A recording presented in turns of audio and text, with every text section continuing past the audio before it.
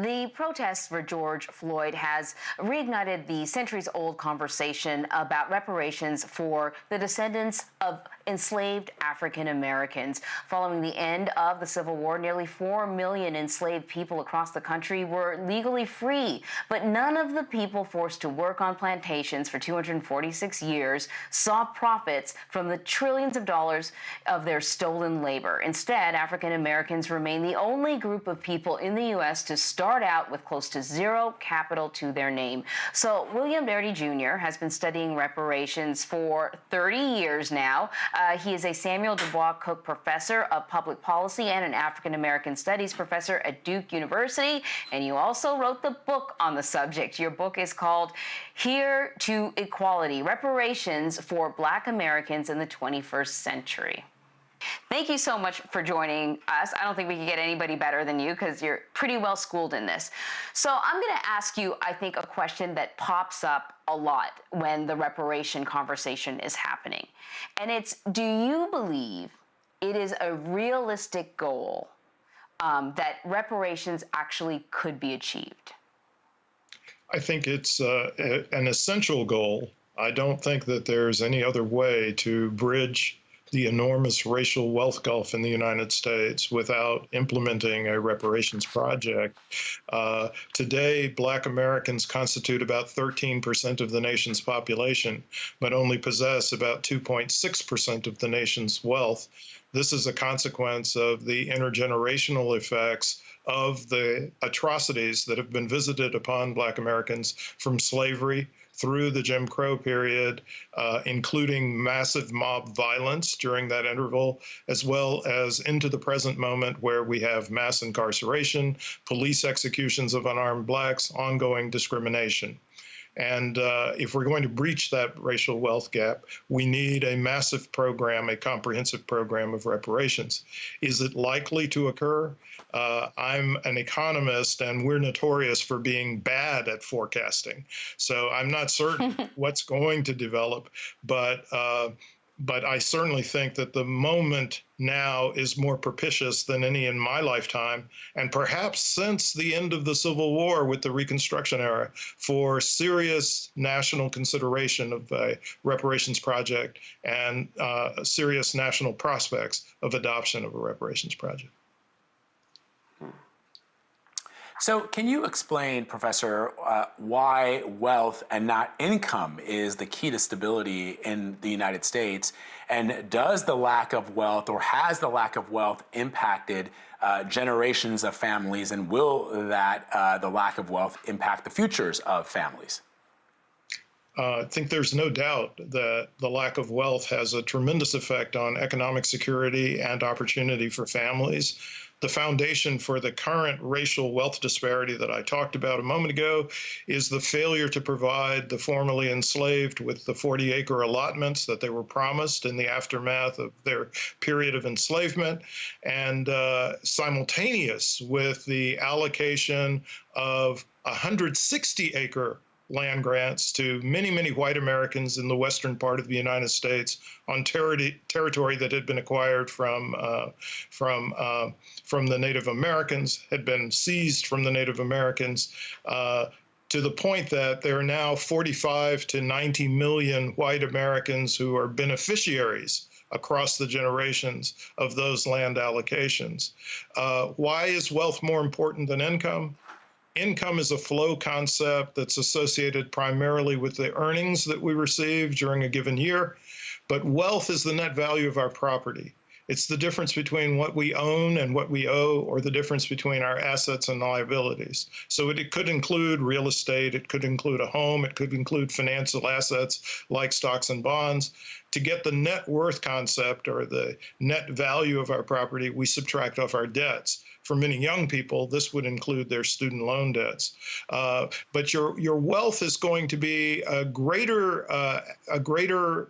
gives you a greater capacity to participate fully in the society with economic security and opportunity, because wealthier families have the capacity to offset income losses that might be attributable to a job loss, might be attributable to a medical emergency, or any other kind of unexpected event that reduces your income substantially.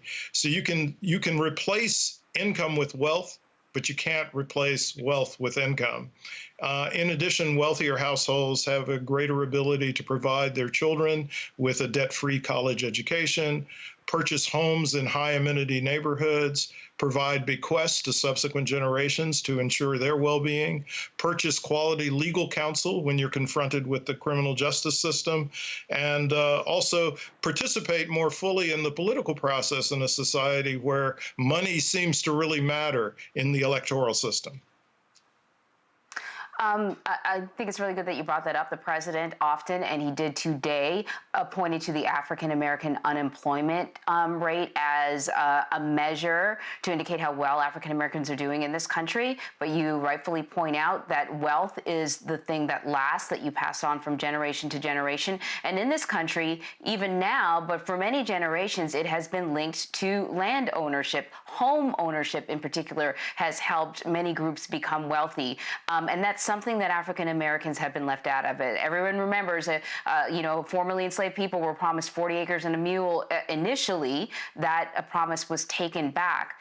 I'm wondering if you've sort of looked at the numbers and crunched the numbers, and what sort of difference would it have made if formerly enslaved people actually did receive 40 acres and a mule way back then? One of the things that we've attempted to do in the work that Kirsten Mullen and I've done for our book, From Here to Equality, is to actually measure what the present value would be of 40 million acres of land had that been allocated in full to the formerly enslaved. And we estimate that that's somewhere in the vicinity of $4 to $6 trillion today, in terms of the value of that land. This would have made an immense difference in terms of the prospects for economic well-being for Black Americans had that land been allocated, and had the Black recipients of that land been protected in terms of maintaining possession of the land. That's such a huge value that was lost, that I would argue that had that allocation been made, we may not have had any need for the discussion about reparations in 2020. Mm-hmm. One of the arguments you'll often hear, Professor, against the idea of reparations is people will say, look, my ancestors came here from, and fill in the blank, they'll say Italy, mm-hmm. or they'll say, parts of Europe. They'll say, in some cases, they'll even say, countries in Africa. And within a couple of generations, they came here with nothing. They didn't have wealth or income. And within a couple of generations, usually one or two, the children of those ancestors are doing exceedingly well. And I note that there has been racism leveled at Chinese, for example, who got here in the 1840s, and certainly Italian Americans and Irish Americans have all dealt with the racism, the systemic racism in this country. But what is the difference between some of those immigrant groups that have succeeded vis-a-vis Black Americans with regards to the Black codes, Jim Crow, the groundwork that was laid for African Americans in the wake of the Civil War that prevented them from maintaining wealth? Our case for reparations is not predicated exclusively on slavery, but slavery was the crucible that shaped the succeeding years of white supremacist terror in the United States that resulted in the cumulative impact that has produced the current racial wealth gap. I certainly think that there may be other communities that have legitimate claims against the United States government for reparations, and I urge them to develop their case. They can write their book.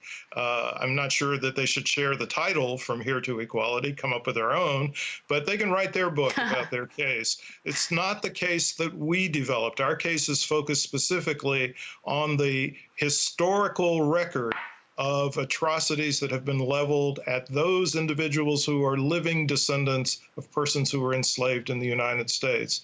I think there's a certain uniqueness to having been forced to come to the United States rather than being voluntary immigrants. In one of the chapters of our book, we talk at length about the question of whether or not all immigrant communities came to the United States with no resources. We think this is a myth. And in fact, if we think back to the colonial period, prior to the formation of the Republic, formerly indentured servants who were white frequently got enormous land allocations under the headright system. And as I mentioned earlier, a large portion of white immigrants to the United States, as well as former Confederates, received these 160-acre land grants in the West under the Homestead Acts. So there have been handouts that have been made to white Americans, substantial handouts, and it's actually a myth to make the claim that one has gotten to where they are today simply by bootstrap effects. There were boots and there were substantial shoestrings that have put many white Americans in the position that they are in now. The most successful immigrant groups in the 20th century and into the 21st century are those that are from communities where they have been hyper-selected. This is inclusive of Black immigrants to the United States in the post-1960s period. And what do I mean by hyper-selectivity? I mean that the individuals who come to the United States from many of the more recent immigrant communities tend to be more highly educated than the rest of the population in their own country. They tend to be more affluent than the rest of the population in their own country. And in fact, among Black immigrants to the United States, they actually are more highly educated when they arrive than most Americans, whether white, Black, Asian, or otherwise. Professor, Murray, I wanted to follow up with the professor on something that he said before we jump to the next question, because it is interesting, Professor, that the point that you make, which I think sometimes gets lost in the translation, that even if you are coming from Europe or you're coming from Asia or you're coming from a country in Africa, many of those immigrants and many of their descendants will acknowledge that even getting the $50 that you needed to take that transatlantic voyage from Ireland to the United States puts you at an advantage from your Irish brothers and sisters that you left back in Ireland who didn't even have that to make the voyage. So already you're starting out at a level that is beyond the means of perhaps the people that you left in your former country. The other question that I have, which sort of ties into that, is, and I'll use myself as an example, the first of my family to arrive in this country came in 1963 on a Pan Am jet, but I am a Black American. Would we not have a claim to this, the reparations that you're talking about, given that it is a focus, it seems, solely on the descendants of the Americans who came here and were enslaved 400 years ago? Under the particular program that we sketch in From Here to Equality, you would not have a claim on reparations. That is not to say that there may not be a string of atrocities to which you and your family members have been subjected, but that would require a very different claim from the one that's made in From Here to Equality. So you've really mapped out all the different ways in which African Americans have been kind of held back from progressing, whether it's reneging on the land that was promised, to laws and policies that frustrated the progression of formerly enslaved people and their descendants for hundreds of years. You talked about other immigrants coming here. As you were talking about that, I thought, oh yeah, and there's all these other policies that were focused on breaking up the family, breaking up communities, making it harder for people to gather together to support each other. All of that stuff, contributes to this. And then I wonder, okay, that's a massive number. And so my direct question to you is, what do reparations look like to you? What have you concluded? Well, in the work that we've done, we're arguing that the racial wealth gulf, which actually amounts to an average of a difference in $800,000 in net worth between the average black household and the average white household. That gulf in wealth is a terrifically useful index of the degree to which blacks have been deprived of opportunity and access to economic well-being in the United States. And so that's why we think that should be the target for a reparations program. I would add, on top of the damages that you've described, we cannot forget that in the aftermath of the Civil War and in the aftermath of the failure to provide Black Americans with the 40 acres that were promised, Black Americans did proceed to develop some measure of prosperity in many communities throughout the United States. But those communities were frequently destroyed by white massacres, which included the destruction of their business districts and included the destruction of residential areas. And frequently, the white mobsters actually would appropriate Black property and make it their own. And this took place from the end of the Civil War up until the 1940s. The most notorious example probably is what occurred in Tulsa, Oklahoma in 1921. In my own state of North Carolina, there was a similar massacre in 1898 in Wilmington, North Carolina. And in the year 1919, known as the Bloody Summer, or the Red Summer of 1919, there were upwards of 35 of these massacres that took place all across the country, north and south, including the city of Chicago. It's such a striking point that you make, Professor. And I got to ask you before you leave, I mean, and I'm so happy we were able to have a very thoughtful discussion with you about this. You've no doubt seen polls like this one, an Associated Press poll from last year that says 85% of white Americans do not think the government should pay reparations. Many Americans will say what we talked about earlier. Look, my grandfather got here in 1890, and he wasn't responsible for slavery. But can you explain to people who might have who might struggle to understand the implications of what your research and your book are suggesting, which is that even if you didn't own any slaves, that you may have benefited from the system that is long propagated in the United States? Central to the economic development of the United States was the system of slavery and, in addition, subsequent exploitation of Black labor, which has consistently been undervalued and underpaid in the United States. And so as a consequence, any individual who migrates to the United States is migrating to the nation's history and to its obligations. And one of the central obligations is to meet a restitution debt that has never been paid in the United States.